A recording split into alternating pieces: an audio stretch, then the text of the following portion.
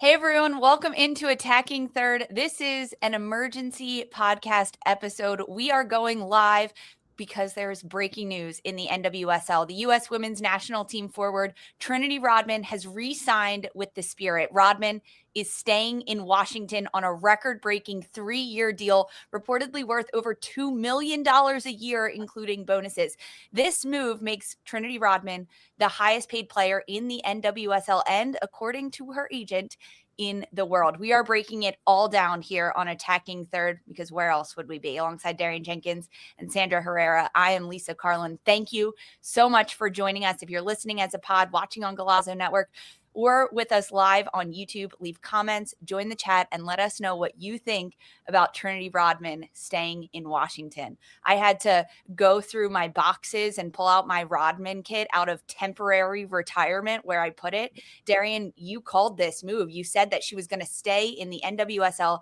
Now she has officially signed with Washington and through 2028, D. This is huge. This is huge. I thought she was going to stay, and I actually love that she waited to do this until it was on her terms, till she got what she wanted. She is incredibly valuable, not just to the Washington Spirit, but to this league and growing women's football here in the U.S. with the NWSL. So I love that she did it. I love that she did it with some swagger. She had her girl Emma behind her, her biggest little fan with her box braids. She had Michelle Kang with her, Haley Carter. I mean, a powerhouse of a bunch of women, which I absolutely love. But this is monumental for the league and truly how they're going to retain, attract, build this league around players like a Trinity Rodman. This announcement that Darian is referring to was put out by Michelle Kang, Haley Carter, and Trinity Rodman in LA, where Rodman is right now with the U.S. women's national team camp. Sandra, you were there. You got to be at this press conference. Darian just talked about it, how much pomp and circumstance there was just watching it, hearing about it, reading about it. How was it for you being boots on the ground in LA for this? Yeah, great timing. Honestly, look, it's a USWNT camp.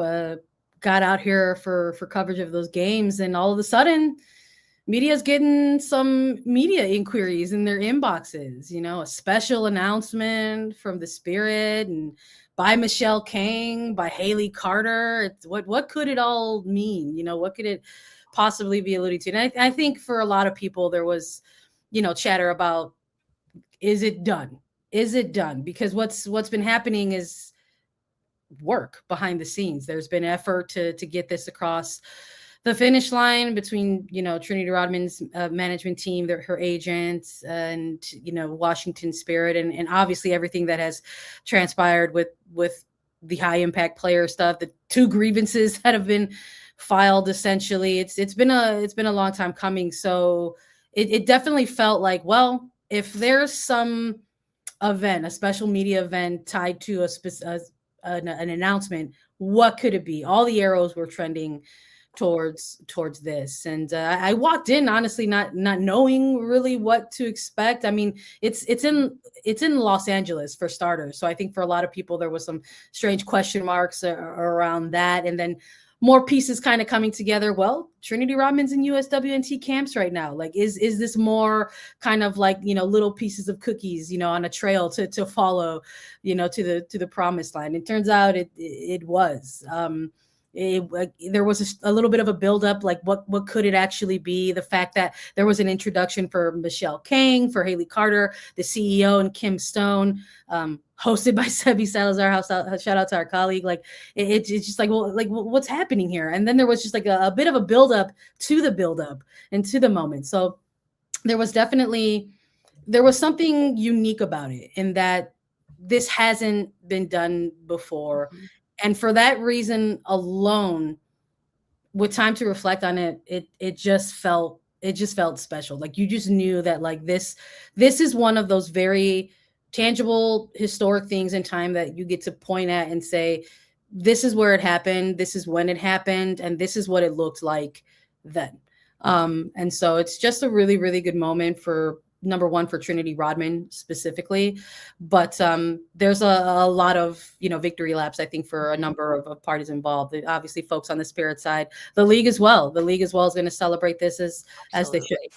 Yeah, as they absolutely should. I mean, this is huge. It's almost like it's been such a long time coming, but there was moments there where so many thought maybe she's not going to sign because there were incredibly lucrative offers from teams in Europe, and there was a big old gap in how the Washington Spirit was even going to play for this, where the league board of governors had to get together, the NWSLPA had to get together and said, how do we retain this player? And Haley Carter, who is newly with the Washington Spirit, arguably one of the biggest factors in getting this over the line, said that, quote, Trinity's contract has benefited from the implementation of the HIP rule, which is the high impact player rule that was put into place in December that allowed teams to spend up to $1 million over the salary cap on star players that met this certain criteria. Sandra, you talked about the debate that came back from the PA about saying that this violates the CBA and the criteria qualification. That was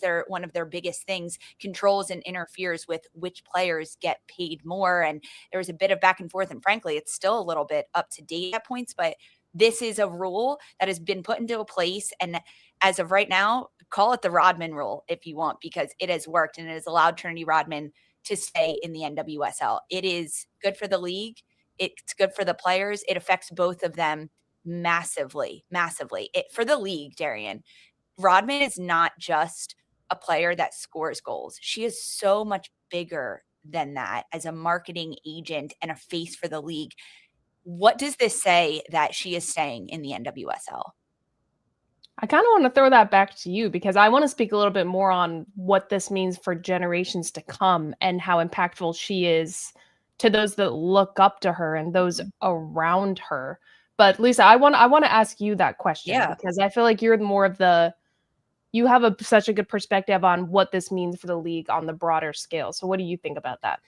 Yeah, I think it means a little bit more of legitimacy in the NWSL. I think league was getting nervous with the exodus of players like Alyssa Thompson, Naomi Girma, Sam Coffey, who most recently went overseas, that it's almost like an imposter syndrome. Is the NWSL the best league in the world? And if you can't retain players that are the best in the world, like Alyssa Thompson, Naomi Girma, Sam Coffey, Trinity Rodman topped that list, then how are you going to say you are the best? And if you can't pay them adequately, and this allows the league to do that, to not only keep their players happy and staying stateside and staying with the club, the only club that Rodman has played for in the NWSL since becoming a professional.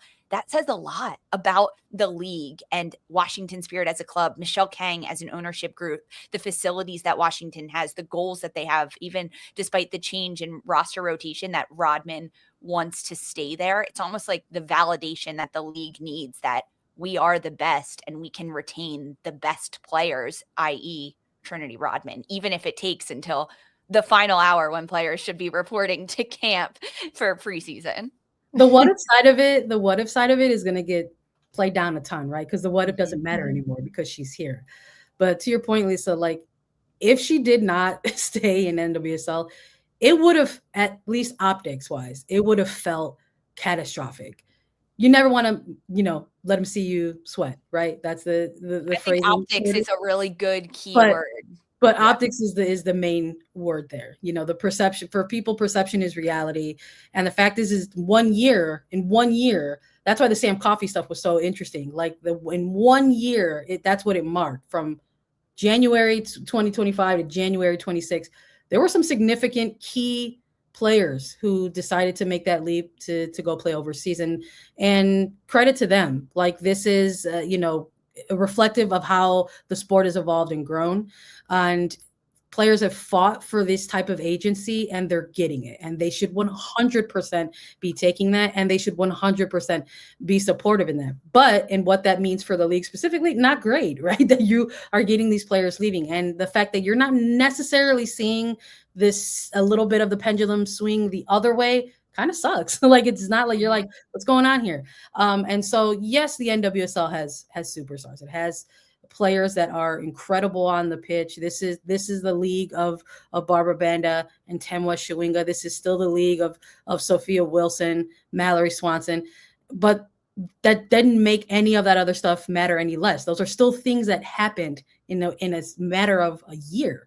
And so the potential to lose Trinity Rodman absolutely was bothering specific workrooms in the league. And so it was great chatting with Haley Carter, afterwards, at the event, where she kind of just echoed some of those sentiments. They can't, they're for clubs, so they don't really have an opinion on the hip rule and the back and forth. That is something that needs to be litigated and sorted out with the league and the NWSLPA. The PA's argument that it should be collectively bargained. Maybe they have a case here we're going to eventually see in due time. But for now, what matters is that contract is signed, sealed, and delivered. And whatever happens with the hip rule, the Washington Spirit are contracted to honor that agreement. So it's going to be interesting to see if what kind of pans out with the hip mechanism, because Denver also was a team that alluded to, hey, maybe hip will be utilized when we can effectively use it with someone like Lindsay Heaps. So it's funny to see it be the Rodman rule when Heaps was kind of like the first player to be talked about that. But I mean, it's maybe this is where you get to talk to us a little bit about that generational kind of impact, Darian, because here's a Lindsay Heaps who is maybe kind of just, building up before Rodman gets here. And yet she's also a player that's going to benefit from this rule. Yeah, 100%. I mean, Lindsay Heaps is one of those players that inspired of Sam Coffey and Alyssa Thompson, players like that, to go play overseas and spread your wings and go challenge yourself outside of the NWSL.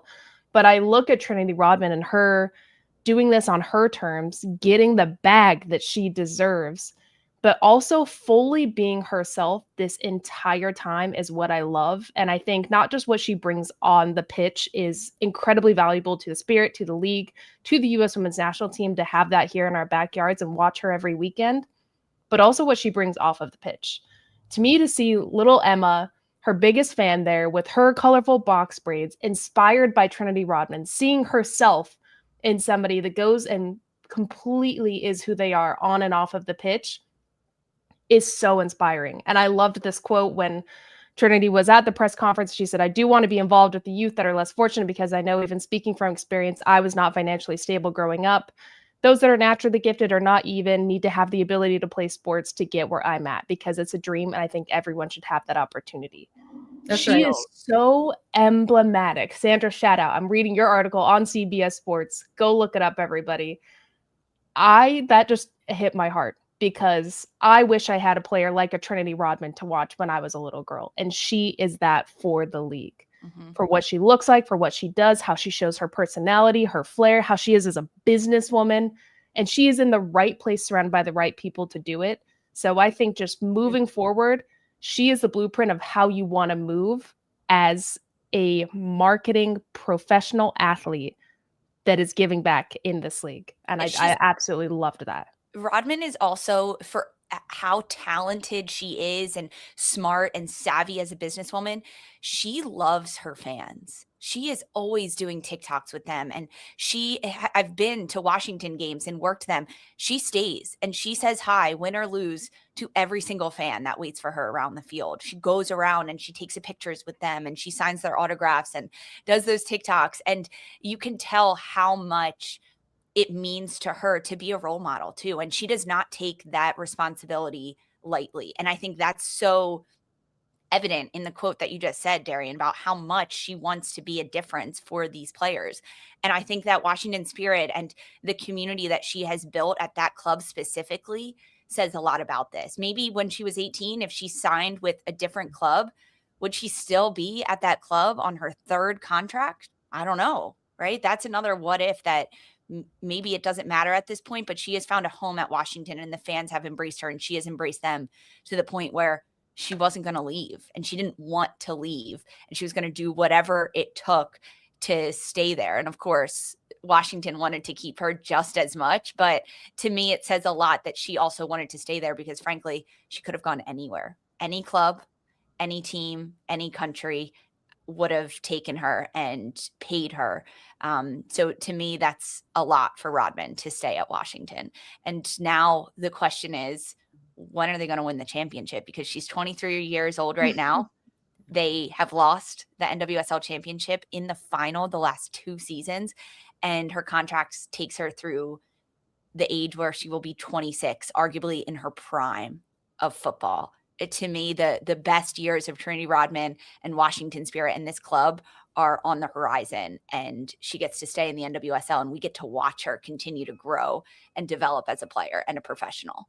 I think that's something that was also like really important to know about yesterday's announcement, is like seeing that growth, seeing that kind of development for Trinity. I mentioned this briefly earlier, you know, in Morning Footy. And I think for me, being in the room and listening to her speak, like being able to ask her like how she wants to define this next era of her Washington Spirit career, and her saying how she wants to be more involved in the youth in ways that she, you know, past ways that she already is involved. Everyone has used certain ways to describe Trinity Rodman. It's been, you know, electrifying on the pitch, you know, fun, culturally relevant, like all of those things. But I think we can all agree that like in certain, you know, spaces and even on the show, like the word maturity isn't something that's always been used with like Trinity Rodman, and that comes with age and experience. And I think for me, that is what was really like kind of breaking through in this announcement, the fact that she was fielding some of these questions and her responses to them and how she was answering them, already knowing her next steps and where she wants to go and how to execute them.